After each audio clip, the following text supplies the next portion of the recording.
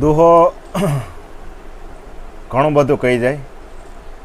આખા મહાભારતને ભાંગી અને ભગત બાપુનો ખાલી એક જ દુહો લઈ લઈ કે ઓરીને જાજો વાત, પછી મનગમતી સીજું મળે, સીજું માને હવાદ, પછી કદી ના આવે કાગડા, ભાઈમાં વેર કરાવી, ભાઈમાં બાજણા કરાવીને જે સીજું પડાવી લઈ, પછી સીજુમાં હવાજ ન રહીએ.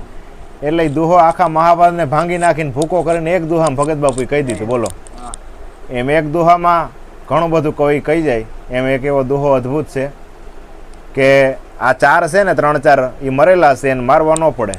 કોણ? કે બહુ વણંજ, બહુ બેટિયા, બહુ નારી ભરથાર, ઉनको કબૂ ન મારીએ ઉસે માર દિયા કિરતાર.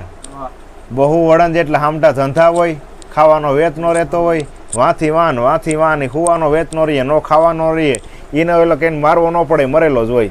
બહુ વણંજ, બહુ બેટિયા, હામટી દીકરી હોય, એ આણાન પણિયારાન મામેરાન એમાં એ બાપ સાહેબ જિંદગી વહી જાય. ઓલા કેન ઘોડી કે માંડ બેઠો થઈ શકે. બહુ વણંજ, બહુ બેટિયા અને બહુ નારી ભરથાર. એક ઘરવાળી કરતા જેના ઘરમાં વધારે ભાઈઓ હોય. એટલે તો બે ભાઈઓને બારવટિયા, બે ભાઈઓ વાળાને બારવટિયા ન મારતા.